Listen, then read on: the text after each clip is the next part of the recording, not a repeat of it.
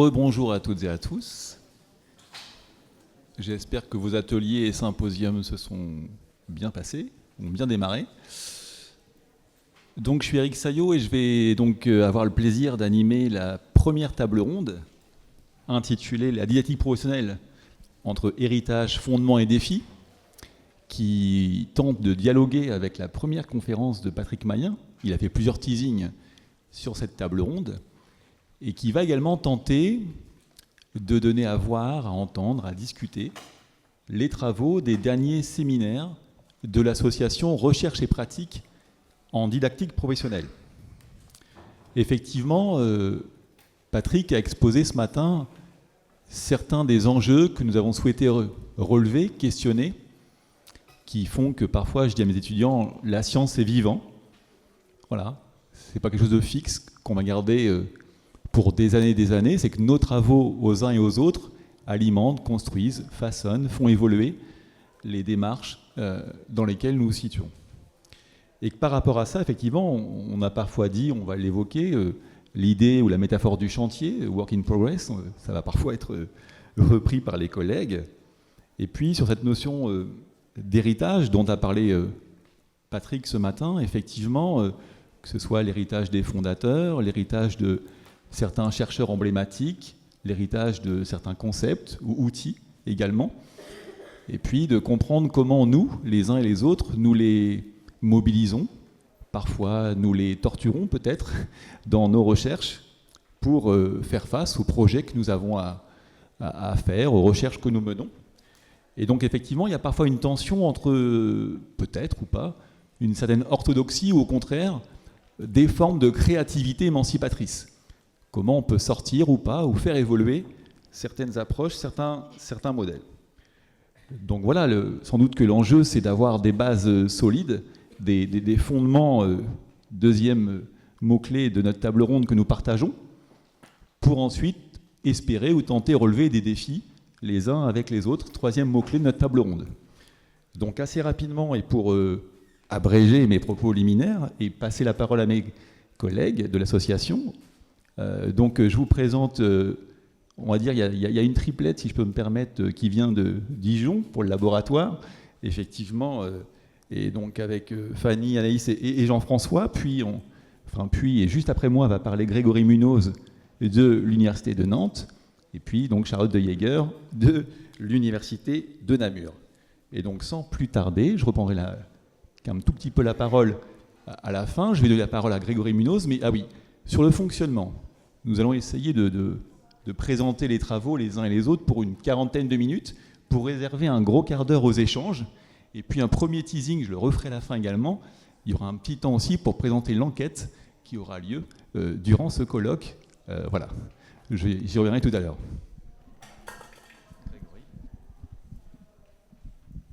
Bonjour à tous, donc je voulais commencer par vous faire quelques petits mots autour de l'association RPDP, Recherche et Pratique en didactique professionnelle. C'est une association qui se veut vivante, qui est constituée autant de chercheurs que de consultants et de formateurs, et j'en ai vu aussi par ici, des formatrices, des consultants qui mobilisent, qui se réclament ou qui veulent mettre en œuvre de la didactique professionnelle. Donc merci de faire de la didactique professionnelle. Effectivement, en s'inscrivant à la fois dans l'héritage des pionniers et à la fois en essayant de déployer de nouveaux chantiers, avec peut-être l'idée quand même de conserver un peu le double versant de la didactique professionnelle qui, on le comprend par mes premiers mots, cherche à la fois un versant épistémique avec un point de vue de la recherche qui essaye de comprendre et d'identifier ces dispositifs de formation, ces dispositifs, cette analyse du travail qui va permettre de pouvoir développer des apprentissages et du développement chez les professionnels, et du coup, avec un versant aussi pragmatique qui permet, on pourrait appeler une science impliquée, qui va justement déployer des formes de co-analyse avec les professionnels pour faire de la didactique professionnelle avec eux, ensemble. Et peut-être qu'on pourrait dire aussi, ça tient aussi de cette articulation entre des activités productives, on peut faire de la didactique professionnelle pour permettre du développement, du changement, des apprentissages, hein, et en même temps des activités constructives, hein, justement, de la didactique professionnelle pour créer des formes de réflexivité et de construction de nouvelles ressources pour aller au-delà des activités productives actuelles vers une proposition de devenir. Alors la didactique professionnelle, en termes de devenir, elle existe depuis plus de 30 ans, nous a rappelé Patrick ce matin, et je voulais le remercier de nous avoir invités avec quelques collègues du bureau de RPDP à la rédaction justement d'un article paru dans la revue Savoir, intitulé « La didactique professionnelle au fil des temps ». Au fil des ans, pas au fil des temps encore, continuité et rupture, hein, qui s'intéressait aux multiples vies de la didactique professionnelle, pour reprendre un terme de Pierre Pastré, hein, avec le fait que la didactique professionnelle a pu déployer à la fois un certain élargissement à de nouvelles classes de situations, de nouveaux champs professionnels, et à la fois un approfondissement conceptuel confronté à ces nouveaux champs professionnels, tels qu'on en a rappelé quelques éléments ce matin. Par exemple, quand on parle d'une didactique professionnelle qui s'intéresse à des objets techniques, dans des interactions homme-machine, dans l'industrie de la plasturgie, avec les premiers travaux de Pierre Pastré, jusqu'à des perspectives agroécologiques, quand on veut travailler en partenariat avec le vivant, et où on va agir sur, mais surtout avec le vivant, hein, par exemple dans des travaux de permaculture.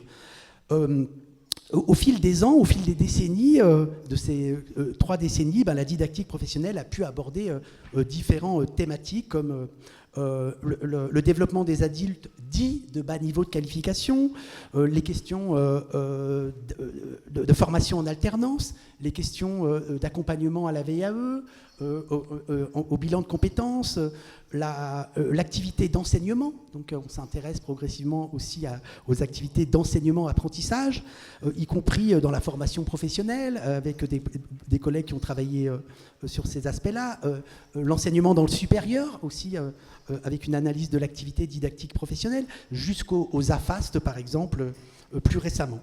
Alors on avait eu aussi l'idée de réaliser une journée, hein, donc des 30 ans de la didactique professionnelle, où on avait pu revenir sur la naissance et l'évolution de la didactique professionnelle avec Janine Rogalski et Patrick Mayen, par exemple, et puis à d'autres thématiques comme comment j'ai rencontré la didactique professionnelle pour des collègues justement intervenants en didactique professionnelle et formateurs. Voilà pour redonner quelques points des travaux qui nous ont amenés à revenir sur nos fondements et nos héritages pour aller pour ouvrir à de nouveaux principes qu'on va pouvoir. Alors, oui, la technique c'est bon. Alors oui, un des enjeux là, de cette table ronde, c'était, comme a commencé à l'annoncer Patrick au début, de vous donner à voir un peu l'état de nos réflexions qu'on a engagées maintenant depuis 18 mois, voilà, dans un petit groupe, sur ce courant, essayer de ensemble faire un peu un examen critique aussi de ce courant, ce qu'il permet, ce qu'il ne permet peut-être plus, en comprendre les fondements, les concepts un petit peu clés. Et donc là, assez modestement, c'est revenir avec vous sur quelques éléments de la démarche que nous avons déployée, on va dire depuis janvier 2024, et qui nous amène jusqu'ici, et puis aussi entrer en échange, en partage avec vous sur ces points-là. Donc, si je rentre concrètement, la démarche engagée, en quelques mots, ça a été 2 séminaires assez fédérateurs. L'un ayant commencé à Liège, donc c'est déjà nos collègues liégeois qui nous ont, on va dire, tendu la main et qui ont été aussi à l'initiative de ce temps de travail partagé, un temps qui a réuni dans un premier temps une 12aine de collègues, et puis un temps de travail qui s'est prolongé à Dijon, donc là en novembre de 2024, je sais plus. Et donc de ces 2 temps-là, il y en est sorti un certain nombre de productions intermédiaires, et c'est aussi de ça que nous allons parler en vous proposant un petit peu des résultats de nos réflexions. Donc, sur ces 2 séminaires, on avait quand même des objectifs partagés, ça vaut le coup de les remettre. L'idée, comme le disait Patrick, qu'on peut remettre un peu en chantier ce courant. Et pour le remettre un peu en chantier, commencer par identifier un petit peu collectivement les principes, les concepts qu'on estime fondateurs de la didactique professionnelle. Quels sont-ils ? Essayer d'approfondir l'articulation entre ces principes et ces concepts. Voilà, on a des principes un peu clés, et Patrick, tu le rappelais ce matin, dont certains ont peut-être été invisibilisés ou insuffisamment, on va dire, transmis. Et donc, comment on peut penser des systèmes aussi conceptuels plus facilement transmissibles. Autre objectif, affiner l'explicitation pour nous-mêmes et pour autrui de ces principes et concepts fondateurs, avec là, on va dire, le parti du collectif qui... dans ces espaces-temps qu'on s'est offerts, j'ose le mot, à s'expliquer aux autres, voilà, c'est aussi un peu s'expliquer à soi-même, et on a fait aussi le parti du collectif là-dessus, en se disant, réservons-nous un peu de temps pour en échanger, ce qui en soi est un défi méthodologique, de se mettre d'accord sur une méthode. Et puis enfin, dernier objectif, est parvenir collectivement à caractériser, à catégoriser un petit peu les défis actuels pour la didactique professionnelle, et essayer de les mettre en lien, en dialogue avec des principes fondateurs de la démarche, avec ce principe clé que l'ADP est quand même un courant avec une finalité pragmatique très fort, et qu'on peut difficilement s'intéresser aux situations en mettant sous silence les défis de tout type qu'elle nous renvoie, et Patrick en a énoncé quelques-uns ce matin. La démarche, ce sont des objectifs partagés, 2 grands séminaires, mais c'est aussi plus largement un cheminement que vous avez là rapporté sous vos yeux, avec des temps de travail intermédiaires. Voilà, comment on s'est proposé collectivement de travailler ensemble. C'était des temps de réflexion amont, avant le séminaire de Liège, des médiations écrites proposées aussi avant la 2e rencontre à Dijon, où on a proposé tous ceux qui le souhaitaient d'écrire un petit peu un paragraphe sur un défi qu'ils pressentaient et comment les principes ou certains concepts de l'ADP pouvaient permettre d'y répondre. Et puis, c'est aussi une finalité qui, on l'espère, pourra peut-être donner lieu à une formalisation de toutes ces réflexions à travers toute forme de publication. Voilà, on est encore au travail dessus. Voilà pour poser le cadre. Et je vais donc poursuivre avec tout ce que nous avons pu entreprendre à Liège. Donc c'était, comme Anaïs l'a dit, au terme de 2 visios préparatoires qu'on a pu se réunir pour la première fois pour travailler ensemble à Liège. Alors on a été un peu ambitieux parce qu'au départ, sur ces 2 journées, on avait prévu à la fois de travailler sur les principes, de travailler sur les défis et de parvenir à une liste stabilisée. Bon, dans la réalité des choses, on a bien pris le temps de pouvoir discuter des défis. Donc on s'est vraiment centré sur cette idée de se dire, comme le disait Patrick ce matin dans la conférence introductive, il y a des principes qui sont peut-être un petit peu invisibilisés dans la didactique professionnelle, qu'il faudrait peut-être remettre un petit peu plus à l'honneur. Peut-être qu'il y a des principes qui ont bougé ou pour lesquels il y a parfois de la controverse. Et donc cette idée, c'était de se dire, on va essayer de se mettre d'accord sur ces principes. Alors, comment on a procédé ? Donc, en fait, on a pris le temps d'établir dans les visios préparatoires. Chacun d'entre nous a envoyé plusieurs idées de principes et donc a rédigé quelques principes qui lui semblaient vraiment fondamentaux dans la didactique professionnelle. Ça nous a permis d'avoir une liste de 24 principes, donc c'est déjà beaucoup, qui émanaient vraiment du groupe des personnes qui étaient présentes et même de celles qui avaient participé plus largement à ces visios préparatoires.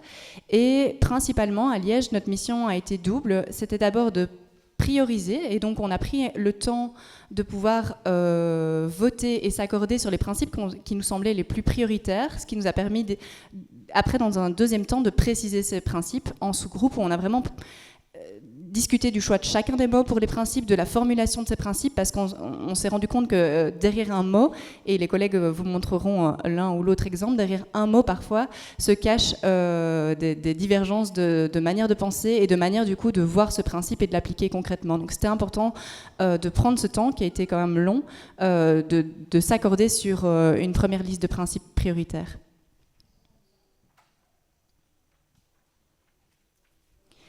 Et ça nous a permis de commencer un tout petit travail de cartographie. Donc à la fin du séminaire, on a commencé à se dire qu'il fallait qu'on mette des liens entre ces fameux principes et peut-être aussi qu'on réfléchisse un peu plus à la méthode. Vous savez que le thème du colloque ici, c'est faire de l'ADP.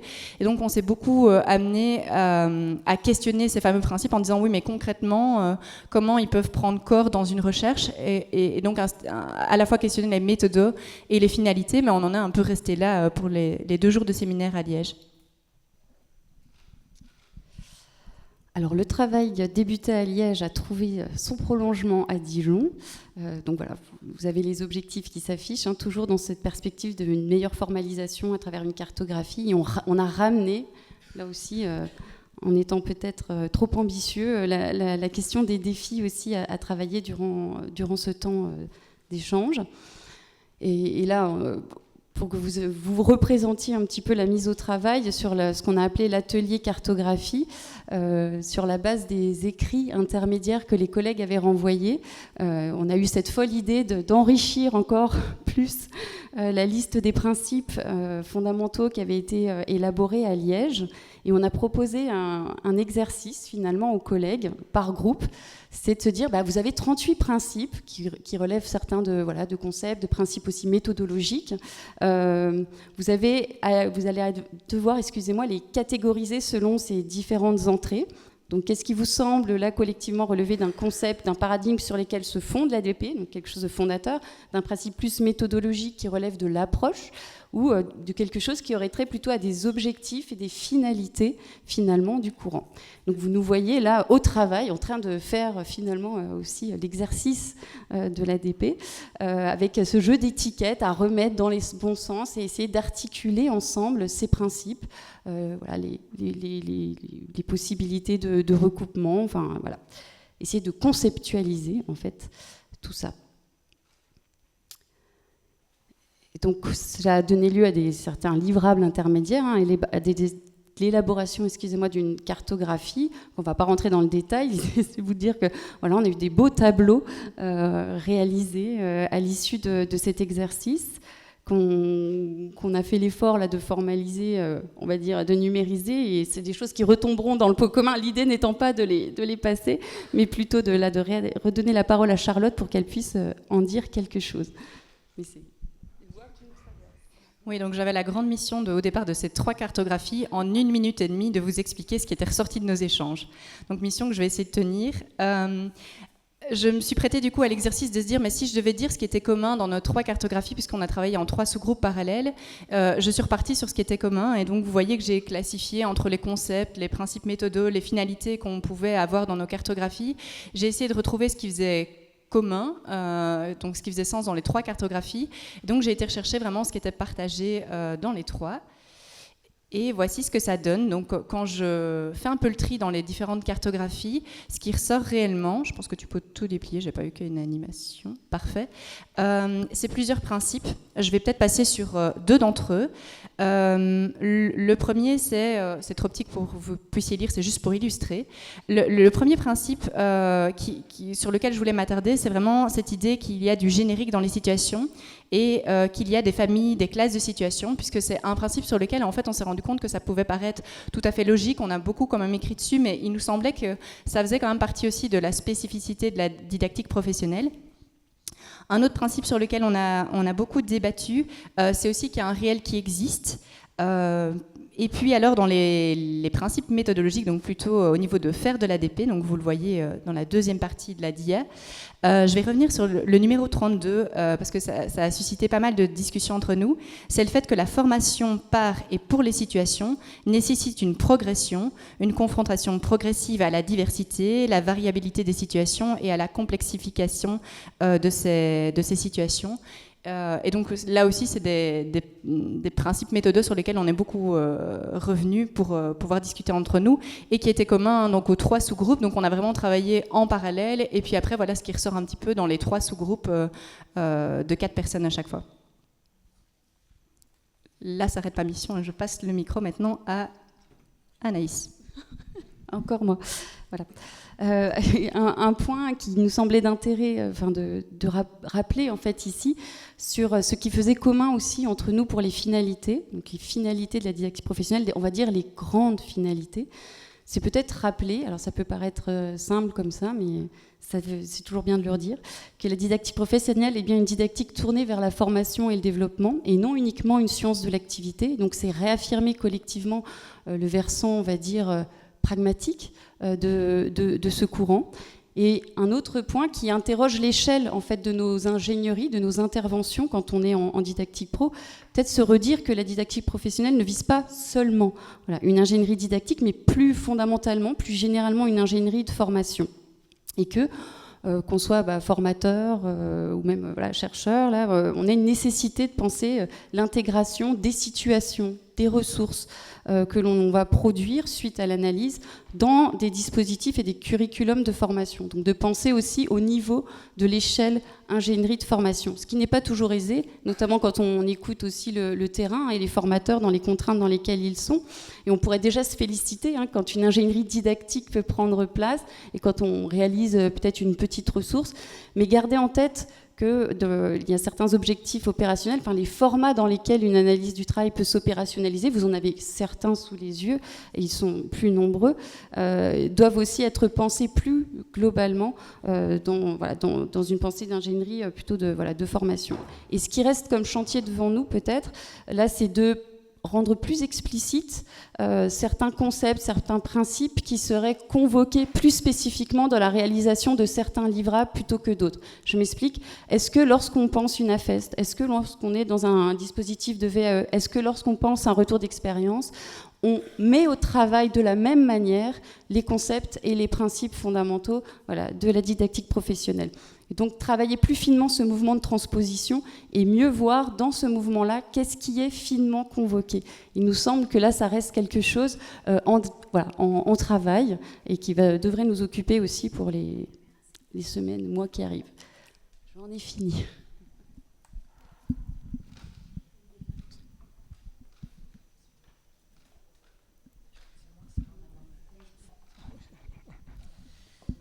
Il me vole ma parole. Non, du coup, à Dijon, on est passé à une troisième étape qui visait justement à partir des travaux d'écriture qu'on a demandé en amont aux participants au séminaire, justement d'essayer de caractériser ces fameux défis. Et donc, à partir de ces productions écrites et puis aussi des débats lors du séminaire, on a fait une pré-catégorisation des défis selon 3 types, donc des défis sociétaux, des défis plutôt scientifiques adressés à la didactique professionnelle et des défis pragmatiques. Voilà, donc, et l'idée c'était, donc, en plus d'en débattre, d'essayer de les catégoriser, peut-être en parler, voir ce qui faisait consensus et plus divergence sur ces défis. On avait comme ambition de faire le lien entre ces défis et ces fameuses cartographies conceptuelles et de principes méthodologiques de la didactique professionnelle. On n'est pas arrivé à honorer cette ambition qui suppose, je pense, un travail beaucoup plus ample que ce qu'on imaginait à l'échelle de la journée. Et donc on n'a pas fait cette dernière étape. Par contre, les débats et les échanges sur les défis en question, alors il y en avait énormément, donc l'idée c'était pas de les lister aujourd'hui pour vous rendre compte de la synthèse de nos échanges, mais par contre de lister peut-être 4 enjeux qui ont été transversaux aux discussions de l'ensemble des groupes, qui adressent des défis particuliers à la didactique professionnelle. Donc le premier défi, le premier enjeu en question, c'est celle de la place et des usages de la réflexivité dans la formation professionnelle, et aussi on les met avec, de la formation des compétences transversales permises par l'usage de la réflexivité. Alors, un défi d'abord parce que la didactique professionnelle, elle doit faire avec et faire face aussi à cette peut-être injonction généralisée à faire faire de la réflexivité dans les formations, qui s'ancre aussi dans cette doxa du soft skills qu'on entend beaucoup dans l'écosystème de la formation, et qui met au défi, donc qui pose la question à la didactique professionnelle, mais alors quelles conditions et sur quoi apprend-on quand on fait de l'analyse de l'activité à visée réflexive?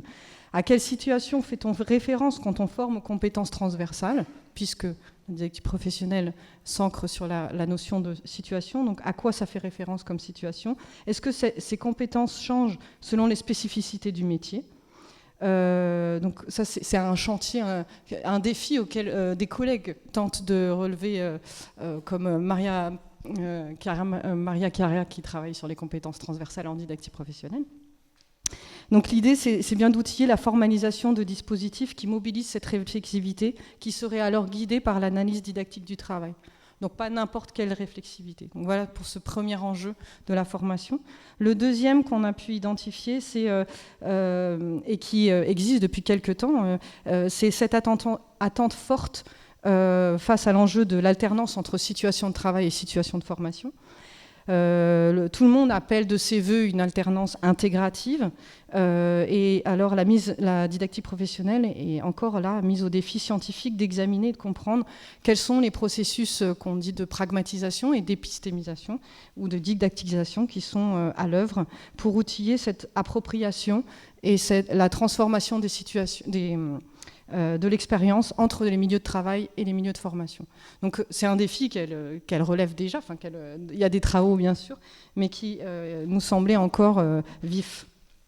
Le troisième enjeu qu'on avait identifié, c'est en continuité avec tes travaux, Jeff, sur cette question de meilleure prise en compte des différentes temporalités, on l'a entendu ce matin aussi en atelier et en symposium, comme un enjeu crucial, en particulier dans la perspective d'une formation tout au long de la vie et dans le cadre de la formalisation des parcours de formation qui est aujourd'hui ancrée dans la législation.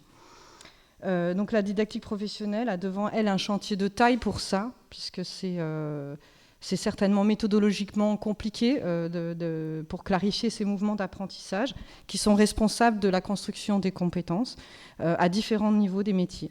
C'est aussi son rôle peut-être de clarifier pour les acteurs de la formation les façons et les principes qui permettent d'orienter cette didactisation des parcours dont tout le monde parle. Et enfin, le dernier enjeu, qui celui-là est plus générique et je dirais qu'il englobe les trois premiers, ça renvoie au besoin de nouveaux repères pour l'ingénierie de la formation professionnelle, et notamment pour concevoir des dispositifs qui seraient capables d'articuler des situations d'apprentissage, non pas seulement basées sur des problèmes, mais aussi sur des conditions de développement de la pensée. Donc toujours dans cette idée de produire du développement et pas seulement des apprentissages professionnels. Et donc, a fortiori aussi, avec l'avènement de l'intelligence artificielle et tous ces outils qui peuvent donner l'impression d'enlever quelque part une part de l'activité aux individus eux-mêmes. Donc ce contexte-là aussi s'accompagne de l'évolution forte des métiers, ça a été évoqué par Patrick ce matin, avec certains qui augmentent leur part d'incertitude sur des pratiques de référence inexistantes ou encore instables dans le métier et qui supposent peut-être de créer des nouveaux repères. Et là, la didactique professionnelle a peut-être besoin de rendre compte de cette diversité, de ces situations-là à fort niveau d'incertitude et des nouvelles manières de transposer ces problèmes et ces compétences peut-être plus transitoires vers des situations nouvelles. Voilà. Alors, pour aller encore un petit peu plus finement sur la manière dont, dans ce collectif, ce groupe, nous avons tenté de faire de la didactique professionnelle, nous nous sommes observés, en tout cas nous avons recueilli des traces de notre activité de groupe. Et avec Fanny, pour illustrer un petit peu, nous avons choisi un extrait de nos échanges à Dijon, parce que selon nous, par hasard, on est tombé sur le même extrait, sur plusieurs heures de film, et pas tout à fait un hasard. Selon nous, il condense un certain nombre de fondements de la didactique professionnelle et des défis qu'elle a à relever. Bien sûr, ça n'est pas exhaustif de ce point de vue-là. Oui, du coup, on a proposé de commenter un peu cette vidéo qu'on va vous passer en dialogue, quoi, chacun son tour, pardon. Et moi, je me suis dit, tiens, pour répondre un peu aux commentaires de Jean-François, je vais essayer d'adopter le point de vue du formateur.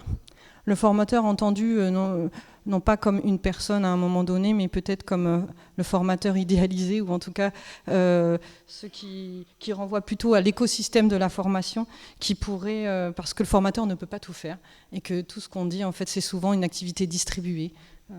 L'ingénierie pédagogique, l'ingénierie de formation, c'est souvent une activité distribuée. Donc quand je dis le formateur, en fait, j'entends un peu le formateur symbolique qui représente des équipes souvent. Donc on va vous passer l'extrait, il est sous-titré. J'espère que vous entendrez correctement, mais sinon vous lirez. Il dure à peu près 2 minutes. Et puis après, on vous dira comment nous, ce qu'on en tire avec Fanny en tout cas. On est toujours accusé d'objectivisme, pas assez sujet, pas assez le sujet qui construit son monde, etc. Donc il y a des dérives hyper individualistes qui nous sont données comme opposition. Et on ne serait pas assez individu. Sauf qu'en éducation, qu'est-ce qu'on fait avec la formation initiale ? Qu'est-ce qu'on fait quand on fait un référentiel ? On ne le fait pas pour un individu, ce n'est pas une singularité. Et pour autant, on n'oublie pas qu'on va faire le mieux possible pour les individus qui seront soumis à ce référentiel. Oui, si on peut parler de didactique, c'est parce qu'il y a des savoirs professionnels, il y a du commun, il y a des savoirs qui sont partagés dans une communauté, dans le métier, des savoirs qui s'apprennent. Et donc, je vois pas... Enfin, sinon, ce serait pas possible, une formation professionnelle, en termes d'apprentissage. Donc, ça veut dire que chacun apprendrait seul en fonction de sa situation et qu'il n'y aurait pas de formation professionnelle. Justement, du coup, si on se dit qu'il n'y a pas que la question des situations de travail, mais il y a aussi les processus d'apprentissage et que ça rentre dans des questions de parcours, je suis désolée, on ne peut pas non plus évacuer comme ça le fait qu'il y a une forme d'individualisation du parcours. Oui, mais du coup, la question de l'individu, comment on le prend en compte ? Quand on pense la formation, si on s'intéresse au parcours, on est obligé d'avoir cette approche quand même du sujet par rapport à là où il en est, au regard de l'acquisition de certaines situations professionnelles qui peuvent être définies de point de vue général. Moi, je pense qu'il y a une différence entre l'individualisation dans la prise en compte de la formation et de l'apprentissage, mais quelle que soit l'individualisation, elle va se baser sur des savoirs qui sont des savoirs professionnels. Tu ne vas pas faire varier les savoirs en fonction des individus. En revanche, tu vas faire varier les parcours en fonction des individus, ce qui n'est pas la même chose. À un moment donné, des savoirs qui sont assis, institutionnalisés, qu'il faut que chacun s'approprie, mais ça veut dire qu'on peut penser comment chacun peut se l'approprier. Alors, tout d'abord, je ne sais pas si vous avez bien entendu et bien pu lire, hein, c'est un peu dense, mais tout d'abord, le point de départ qu'exprime Patrick, c'est le reproche qui est parfois adressé à la didactique professionnelle de n'être pas suffisamment centré sujet. De fait, ça renvoie à un des fondements épistémologiques de la didactique professionnelle qui est qu'on ne s'intéresse pas seulement au sujet, mais au couplage sujet-situation, activité-situation. Et donc que les situations occupent une place importante, comme l'ont déjà dit les collègues.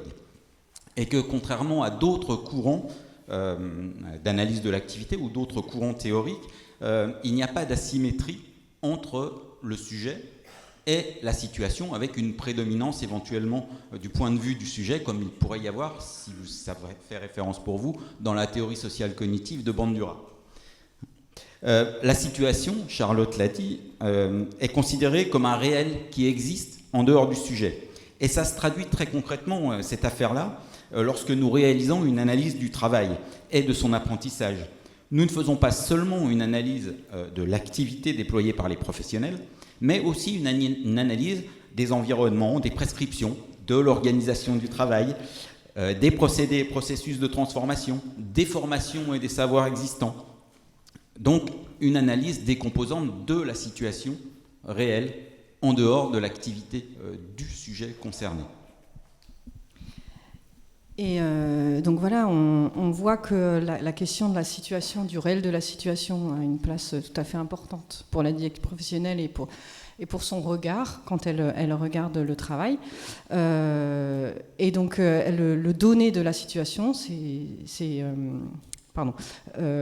s'il y a un primat qui est donné à la situation par la didactique professionnelle, elle ne regarde pas forcément que le donné non plus, puisque ce fameux couplage avec l'activité l'amène à considérer aussi plus finement ce que je crois Patrick avait appelé, en reprenant les termes de Dewey, la situation expérienciée, c'est-à-dire aussi la part créée de la situation, c'est-à-dire qui recoupe tout ce qui sera retenu par le professionnel en situation, ce qui sera au contraire évincé ou priorisé quand ils sont confrontés à cette classe de situation en question. Donc ce sera les caractéristiques effectivement qui seront retenues ou non, les jugements pragmatiques qui seront produits ou non, les inférences qui seront réalisées ou non. Et alors, comme ça change peut-être d'un individu à l'autre, l'intérêt méthodologique, c'est de voir un certain panel de la communauté confrontée à cette même classe de situation. Là où ça devient intéressant pour le formateur, c'est donc du coup d'en comprendre la diversité des rapports à l'action, sous-jacents à ces rapports à la situation, donc des stratégies professionnelles, voire des niveaux d'adaptation du schème qui seront déployés en situation. Peut-être des schèmes seront inadaptés, et c'est grâce à cette analyse comparée qu'on pourra aussi le relever du point de vue de l'analyste et non pas seulement du point de vue de la personne qui raconte son activité. Ce faisant, il pourra organiser des situations de formation qui mettra peut-être en scène cette diversité, parce qu'il n'y a pas forcément une même bonne manière de faire. Donc, encore faut-il pouvoir la donner à voir en formation. Il pourra essayer de faire évoluer les schèmes à partir de situations problèmes, certes, mais il pourra aussi peut-être proposer des ressources et des rencontres qui permettront d'ouvrir les espaces d'action potentiels qui auront été repérés, en lien avec peut-être les efforts et les difficultés qui seront spécifiques à la classe de situation analysée. Donc ce formateur, l'idée c'est certes de considérer l'expérience comme un invariant du développement, mais pas seulement. Toute expérience n'est peut-être pas au même potentiel développemental. Donc alors son rôle, c'est pas seulement de produire de l'expérience pour de l'expérience, mais c'est peut-être d'en sélectionner les conditions les plus développementales possibles, en produisant peut-être, en regardant quels sont les effets et les meilleures évolutions d'organisation de l'action qu'elles permettent. Alors ça peut être des nouvelles représentations, des nouvelles conceptualisations, peut-être des nouvelles caractéristiques, un élargissement, comme disait Patrick ce matin, spatial et temporel de la situation prise en compte. Un deuxième fondement de la didactique professionnelle que vous voyez, en tout cas que nous on a vu apparaître dans cet échange-là, c'est le fait que c'est une didactique, c'est ce qu'évoque Dominique Guy de Nistolz. C'est donc celui de la place des savoirs et plus généralement de la culture dans les apprentissages et dans le développement. Car la culture donne forme à l'esprit, comme le titre Brunner. Tout d'abord, s'il s'agit d'une didactique, c'est parce qu'elle prend en considération les caractéristiques de ce qui est à apprendre. Les savoirs sous toutes leurs formes, les gestes, les raisonnements, etc. Mais aussi les processus d'apprentissage associés, les nœuds d'apprentissage, les obstacles à l'apprentissage concernant ce qui est à apprendre. Et si la conceptualisation est au cœur de l'organisation de l'action, l'élaboration de cette conceptualisation se fait certes, comme l'a dit Patrick, lorsque l'individu a affaire à des situations, mais aussi lorsqu'il s'approprie les savoirs élaborés par d'autres, dans ces mouvements dont Grégory peut-être nous parlera, de pragmatisation et d'épistémisation. De plus, cette place donnée à la culture correspond à un autre fondement de la didactique professionnelle, qui est que certes, on peut apprendre seul par la confrontation à une situation, à certaines conditions, mais d'une manière globale, ça s'avère peu efficient.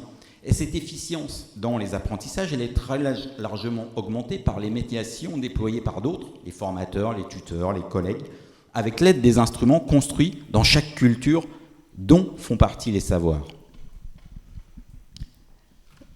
Donc, en partant de ce postulat de la médiation et des instruments culturels comme vecteur de développement, face à ça, en termes d'analyse, ce que ça pose aussi, c'est de se dire que le didacticien professionnel aurait donc aussi à identifier quels sont ces cadres sociaux, ou ces instruments sociaux, culturels, qui permettent de catalyser le développement quand il fait une analyse du travail. Alors il aurait à identifier toutes ces conditions de développement qui sont permises par le travail ou les situations simili-travail quand il s'agit de situations de stage ou autre. Donc ce n'est pas seulement d'identifier les problèmes techniques qu'il faut savoir résoudre et donc de dresser les contours d'une compétence capable de s'adapter à ce type de problème technique. Mais c'est aussi de s'intéresser à des traits peut-être de trajectoire individuelle dans lesquels on peut faire émerger des ressorts ou des empêchements de développement des compétences, non pas pour s'intéresser au sujet en tant que tel, mais peut-être, je ne sais pas comment le dire avec mes mots, ce serait d'en tirer peut-être une idée de typologie de parcours fructueux ou infructueux de développement ou d'événements catalyseurs dans les trajectoires professionnelles au regard toujours de la compétence ou des classes de situation qui nous intéressent. Des profils peut-être, c'est un terme plus utilisé par les formateurs. Donc s'intéresser à ça pour s'orienter dans cette diversité de publics sans forcément être dans le subjectivisme intégral. Et parallèlement à ça, s'intéresser à l'histoire des situations professionnelles de référence en parallèle est tout à fait important puisqu'elles sont construites largement au-delà de la temporalité de l'individu. Voilà, et je vous donne juste un exemple. Si le formateur doit accompagner le développement de compétences, alors mon dada, moi, c'est les agriculteurs et les agricultrices, donc je donne cet exemple-là. Développement de compétences sur la non-utilisation d'herbicides en grande culture, par exemple.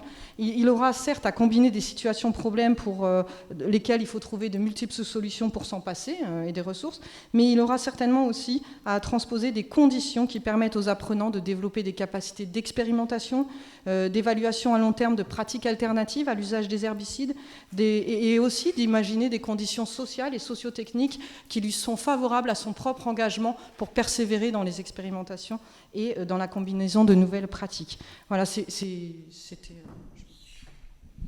Alors je vais aller assez vite parce qu'on pourrait en parler des heures, hein, vous avez compris, et d'ailleurs on en a déjà parlé des heures.